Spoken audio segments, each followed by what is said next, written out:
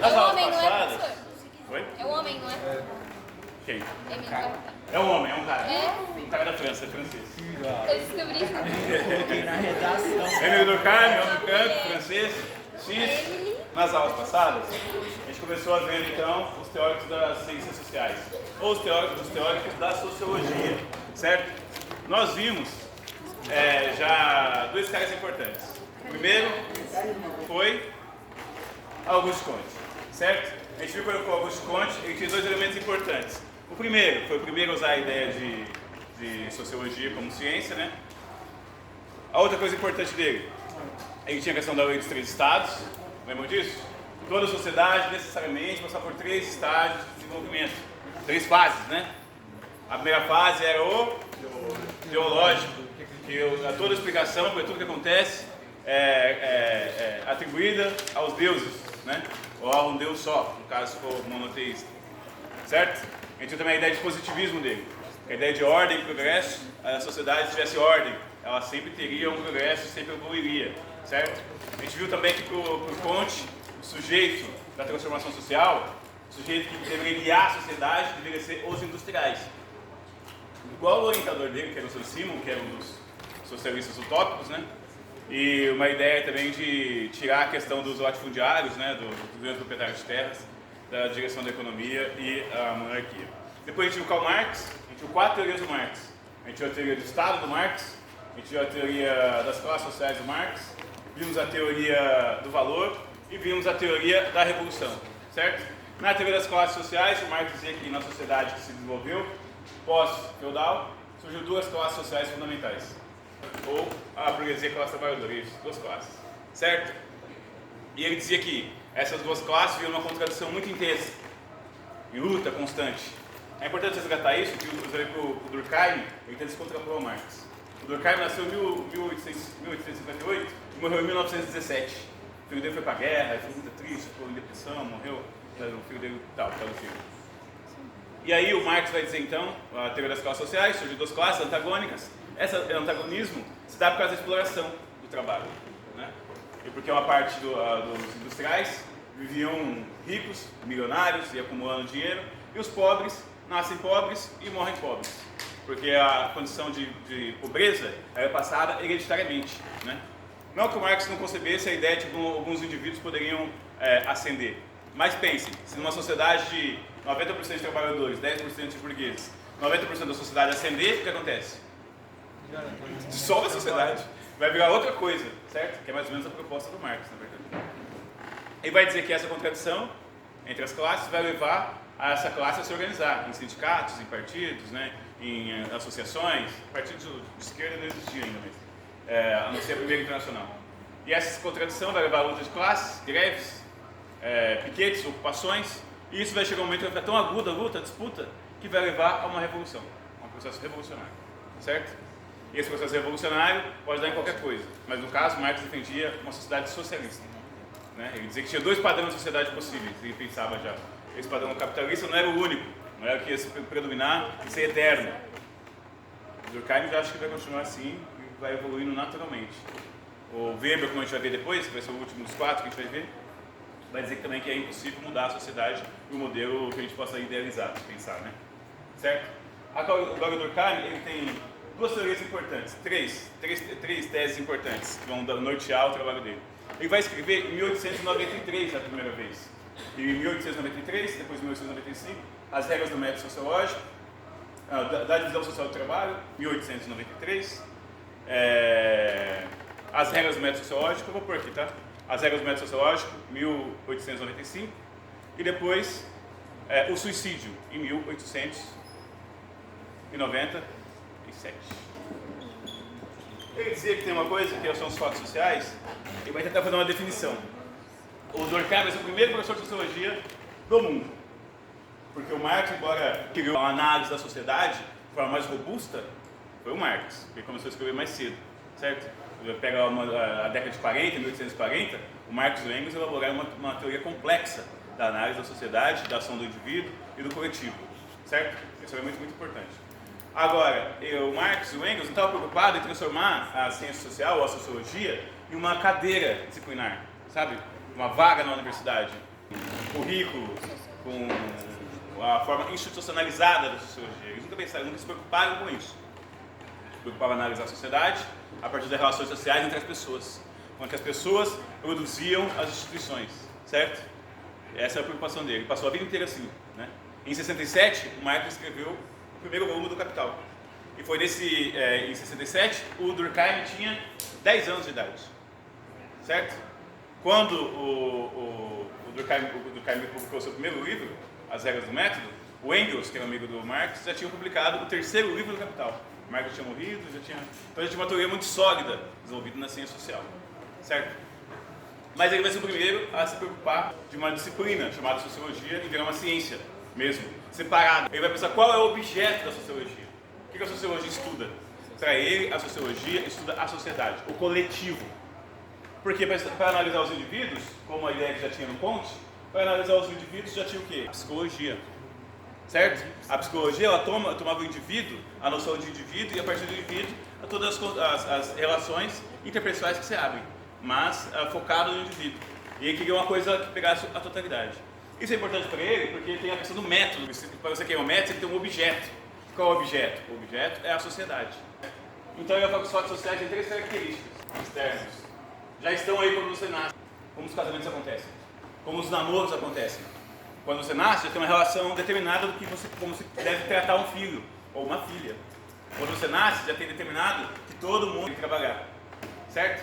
Quando você nasce, já tem a ideia de que uma hora você tem que sair da casa dos seus pais, que te amam tanto, te dão tudo, do bom e do melhor. Você tem que sair dessa casa e arrumar um lugar para você. E normalmente você vem acompanhado da uma cobrança social para que você se case. Certo? Então são coisas todas externas que caem sobre o indivíduo, né? Que são desaguadas sobre o indivíduo, né? Então são externos. Você nasce, eles já estão e ele tem uma força coercitiva sobre você, certo? Externos, coercitivos, são impostos, imposição.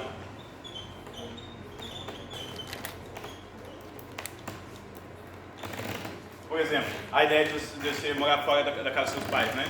Você não é obrigado a morar fora da casa dos seus pais. Você pode continuar morando. Você pode continuar morando na casa dos seus pais. Mas, se um dia você está com 30, 40 anos e você for sair com uma pessoa, com uma garota, e vai conversar com ela vai te perguntar, você mora onde? Eu moro com meus pais. Dá uma vergonha, não dá? Porque já devia ter livrado seus pais dessa responsabilidade. Se você não segue as regras gerais, você entra no estado de anomia. O que é anomia? Anomia quer dizer que você está fora das regras, é anormal, anômico, fora da curva, certo? E se isso acontece, você vai sofrer sanções, você vai sofrer pressões. Então esses 3 elementos são elementos que impactam em toda a sociedade. O outro elemento que vai analisar aqui é a questão da social do trabalho. Toda a sociedade, ela sempre vai ter um certo tipo de divisão social do trabalho. Funções que as pessoas têm que exercer naquela sociedade. Funções que a mulher tem que exercer, funções que o homem tem que exercer, certo? E isso leva a sociedades mais complexas e menos complexas, certo? E ele também é evolucionista nesse aspecto. O Durkheim acha que a sociedade evolui progressivamente e vai melhorando. Ele também é um positivista. O positivismo tem esse elemento evolucionista, que a sociedade evolui. É óbvio que a sociedade evolui, né? A gente sabe disso. Porque a humanidade faz experiências com forma de ser, com forma de atuação, faz experiências com ideias, abandona algumas ideias, incorpora outras, certo? A sociedade vive de determinada forma. Por exemplo, há 500 anos atrás, a gente não tinha prédios. As pessoas viviam em casas, né? Tinha sobradinho, 2 andares, mas não prédios como a gente vê hoje, arranha-céu. Então são coisas que a sociedade vai se transformando, obviamente. A população que vivia em favelas ou em casas de pau a pique há 100 anos atrás era maior do que a que tem hoje, certo? E isso, quer dizer, existe um certo progresso quando você olha para a sociedade. Nisso você está correto. Mas o erro aqui do positivismo é achar que a sociedade sempre vai avançando, certo? E na verdade a gente sabe que a sociedade é uma totalidade em contradição, né? Ao mesmo tempo que você tem a coisa que está evoluindo lá, sei lá, você pega a engenharia ou a internet, as tecnologias, ao mesmo tempo que está acontecendo isso, a gente tem crianças que não tem o que comer, certo? A gente tem mulheres sendo mortas, a gente tem a pessoa sendo morta por opção sexual, certo? Então as coisas andam juntas. O avanço e o retrocesso, e o atraso, é uma mistura, é uma composição maluca que anda tudo junto. Ele fala de dois tipos de sociedade, quando está tratando da sociedade, da divisão social do trabalho. A solidariedade mecânica, ele fala que é para pequenas sociedades, certo? Por exemplo, no feudalismo, quando o feudalismo, a gente falou isso na aula passada, como que era a sociedade feudal? A sociedade feudal, ela foi um processo, a sociedade feudal foi um produto da desagregação do Império Romano, certo? Início, você tinha grandes cidades, grandes centros urbanos no Império Romano, em toda a sua extensão. Quando acabou o Império Romano, essas cidades se dissolveram. E a galera foi viver no interior, no mato, para fugir das invasões dos franco-germânicos, né? Aí nesse processo de fugir, o que acontece? Foram formando pequenos reinos, pequenos feudos, que era uma autoridade, um castelo, com um cara armado, que era um nobre que tinha sido lá do Império Romano, provavelmente. Ele tinha lá seu castelo, cheio de armas, cheio de coisa, e os camponeses iam ver ao redor. Por que os camponeses iam ver ao redor? Porque o cara do castelo tinha uma guarda pessoal. Então ele tinha guarda, ele tinha arma, ele tinha tudo lá, só que ele não tinha alimento, ele não tinha os mantimentos. Então ele protegia os camponeses e troca os camponeses, dava uma parte do seu trabalho para ele, do seu produto. E aí o que acontece? Nesse processo você tem ali ao redor uma pequena sociedade. Por exemplo, os nobres, eles agiam como juízes. O Mark Bloch fala isso lá na sociedade feudal. Eles tinham seus próprios, eles mesmos eram seus juízes. Eles faziam suas próprias leis. Eles mesmos cobravam seus impostos. Eles mesmos podiam criar suas moedas para circular ali dentro. Então, eram pequenas sociedades. Ele fala de sociedade de solidariedade mecânica, que é pequena. É pequena.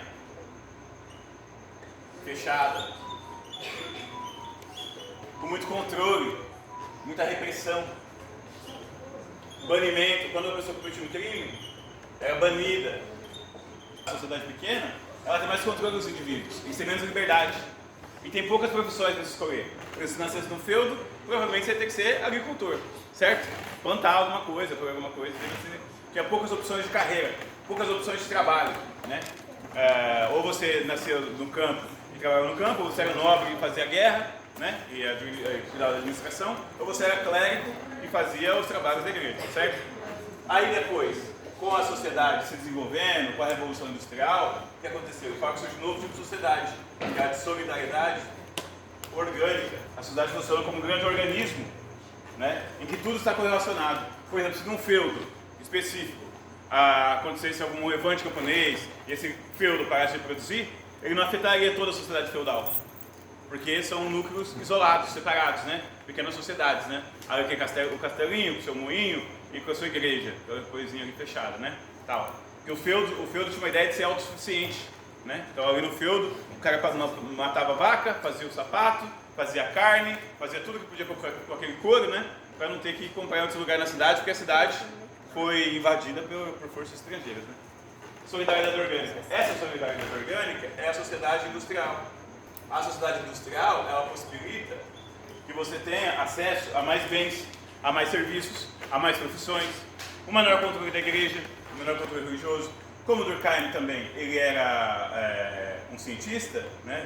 Nessa época estava muito influenciado pela ideia de que uma sociedade mais avançada seria uma sociedade que não fosse controlada por religiões, certo? Pela fé, por misticismos, e sim que a sociedade fosse guiada pela razão, pela ciência, o que é certo, o que é o melhor para o ser humano, de acordo com parâmetros científicos. Então, para ele, quanto mais a sociedade evoluísse também, mais ela teria desprendimento em relação à religião. E mais opções teria na divisão social do trabalho. Tem a questão do contexto também, né? O Durkheim, ele viveu no contexto, viveu a Comuna de Paris. Vocês viram nas aulas anteriores também de história? A Comuna de Paris foi um levante de trabalhadores que teve em 1871, na França. Os caras tomaram o poder, criaram uma comunidade em Paris, ficaram sustentados durante 3 meses. E isso gerou uma guerra, a nobreza começou a reprimir eles e tal, matou mais de 30 mil pessoas, foi um massacre. E vai ver que quando o Estado não funciona, a sociedade não funciona certinho, o que acaba acontecendo é que tem banhos de sangue, certo?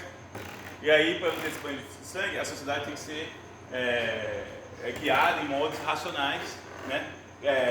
Sem mudanças abruptas. As mudanças abruptas, repentinas, como uma revolução radical, o que ela faz? Ela deixa as pessoas sem... bagunça o sistema moral da pessoa, sabe? ela não consegue pensar direito no que fazer e isso gera um estado de anomia. Aí aqui dentro disso aqui, né? Quem que coordena as pessoas? Aqui a principal coisa que coordena as pessoas para se encaixar nesses eixos são as instituições sociais. A principal instituição social aqui é o Estado. E ele viu o Estado como algo neutro. Ele viu o Estado, o governo, como uma forma racional de organizar a sociedade. Aqui, veja, ele vai dizer que o indivíduo, a sociedade é maior que o indivíduo, né? Quando o indivíduo nasce, a sociedade está posta. Então a sociedade tem essa coisa coercitiva sobre o indivíduo, né? Então, ele vai dizer que existe aqui uma série de regras de comportamento social que se impõem sobre o indivíduo. Só que não tem individualidade, a sua individualidade é o tempo todo pressionada pelos órgãos externos. Aqui está o conjunto de leis, o trabalho, a educação, ele dá muita importância para a educação, porque a educação é a forma, a sociedade organiza a educação de forma a transmitir os seus valores. Né? A educação do Durkheim é as gerações antigas agindo sobre as novas gerações. Então todo o modelo social, a forma de pensar, de agir, de sentir, inclusive a forma de sentir, o que você pode aprovar, o que você tem nojo, o que dá repúdio, isso tudo é transmitido historicamente, da geração mais velha para a geração mais nova. A visão dele, ela não tem a possibilidade do contraditório, sabe? Porque, obviamente, eu estou aqui falando as coisas, algumas coisas vocês vão concordar, outras não. E eu não sou o único elemento educador na vida de vocês. Vocês passaram pela escola, vocês passaram pela religião, vocês passaram pela vida familiar. A família tem um elemento muito importante. Isso aqui desdobra muitas coisas. Por exemplo, a questão da educação, da socialização, a sociedade promove uma socialização, certo? A gente divide hoje em a socialização primária. A socialização primária, basicamente, o que faz parte da sua vida é a sua família. Nos primeiros anos de vida, a sua formação, o seu referencial é a família, certo? Não é tanto a escola, né? Aí a escola vai entrar depois. Mas a religião também tem um peso muito importante aqui, que a religião também vai te educando. Por exemplo, tem religião que fala que o aborto é pecado, tem religião que não proíbe. Tem religião que proíbe casamento de pessoas do mesmo sexo. Tem religião que não proíbe. Outras religiões proíbem. Então cada sistema religioso ele vai moldar dentro de uma lógica. Tudo isso é um sistema que pesa sobre o indivíduo. E o indivíduo, embora ele tenha iniciativas desde disso, ele vai ser condicionado pela pressão social, certo? Pelas instituições externas. Ok? A religião é uma coisa muito pesada, a família também, mas isso tudo está entre o Estado e o indivíduo. Outro elemento importante aqui é a teoria do suicídio. Para comprovar que a sociologia é uma ciência, ele vai fazer uma diferença, né, uma diferenciação entre a sociologia dele, por exemplo, e a sociologia do Comte. O Comte, embora ele tivesse levantado ou trazido à tona princípios importantes, né, como assim que a sociedade ela se desenvolve e também tenta pensar uma forma de analisar a sociedade, então a sociedade como um corpo, como uma totalidade. Embora ele fizesse isso, ele o fez no plano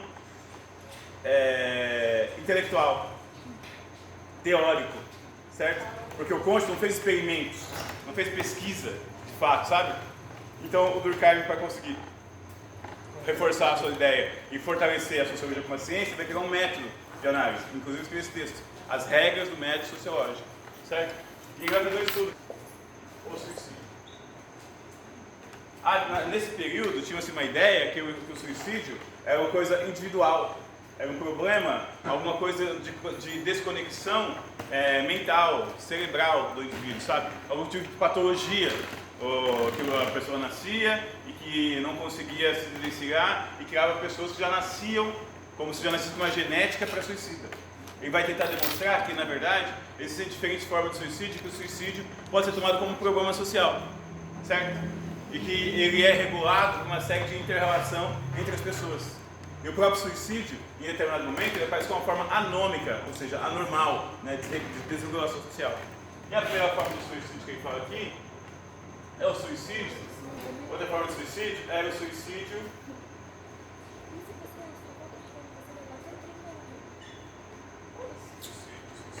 egoísta.